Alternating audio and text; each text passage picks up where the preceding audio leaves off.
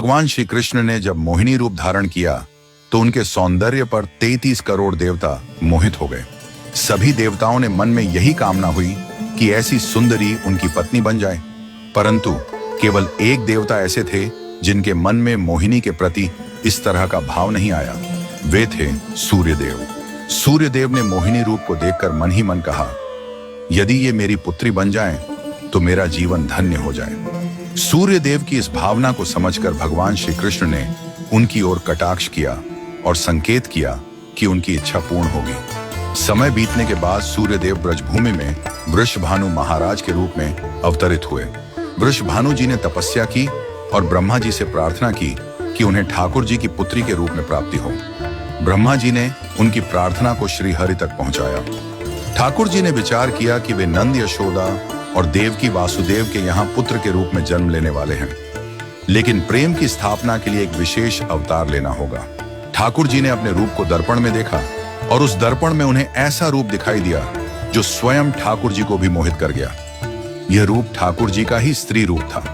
उन्होंने इस रूप को स्थिर किया और लक्ष्मी जी के वस्त्रों, आभूषणों और श्रृंगार सामग्री का उपयोग करके इस दिव्य स्वरूप को सजाया। जब यह स्वरूप पूर्ण हुआ तो ऐसा प्रतीत हुआ मानो सूर्य और चंद्र का एक साथ मेल हो गया हो। यह दिव्य तेज इतना अद्भुत था कि स्वयं ठाकुर जी भी नेत्र मूंने को विवश हो गए। जब उन्होंने नेत्र खोले तो उनके सामने श्री राधा रानी का दिव्य स्वरूप प्रकट हुआ। श्री राधा के प्राकट्य का समय सुबह 4 बजे का था, जो ब्रह्म मुहूर्त का समय है। भगवान के अन्य अवतारों का प्राकट्य दोपहर 12 बजे या रात्रि 12 बजे होता है, परंतु राधा रानी का जन्म ब्रह्म मुहूर्त में हुआ, जो नए दिन की शुरुआत का प्रतीक है। यह इस बात का संकेत था कि प्रेम का प्रकाश संपूर्ण विश्व में फैलने वाला है। राधा रानी के अवतरण पर वृषभानु महाराज और कीर्तिदा माता के घर उत्सव मनाया गया। सभी गोप गोपियां ब्रजवासी आनंद में झूम उठे, लेकिन एक अद्भुत घटना ने सबको चकित कर दिया। राधा रानी अपनी आंखें नहीं खोल रही थीं। वृषभानु महाराज और माता कीर्तिदा इस बात को लेकर चिंतित हो गए। कई साधु संत और विद्वान उनके दर्शन करने आए, लेकिन किसी के भी प्रयास से राधा रानी ने अपनी आंखें नहीं खोली। तभी देवताओं के आग्रह पर नारद मुनि वहां आए। उन्होंने राधा रानी के पास बैठकर उनकी स्तुति की। नारद मुनि ने जैसे ही स्तुति गाई, राधा रानी ने पहली बार अपनी दिव्य नेत्रों से नारद मुनि की ओर देखा। उस समय राधा रानी का स्वरूप ऐसा था मानो मृग नयनी सुंदर बालिका अपने पालने से झांक रही हो। यह दृश्य देखकर नारद जी आनंद से झूम उठे।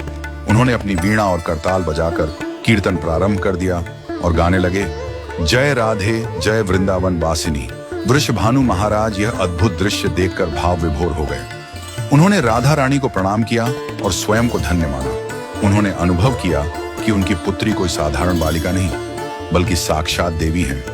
इस प्रकार श्री राधा का अवतरण प्रेम की स्थापना के लिए हुआ। ठाकुर जी ने ज्ञान, धर्म और वैराग्य की स्थापना के लिए कई अवतार लिए, लेकिन प्रेम की स्थापना के लिए श्री राधा का अवतरण हुआ।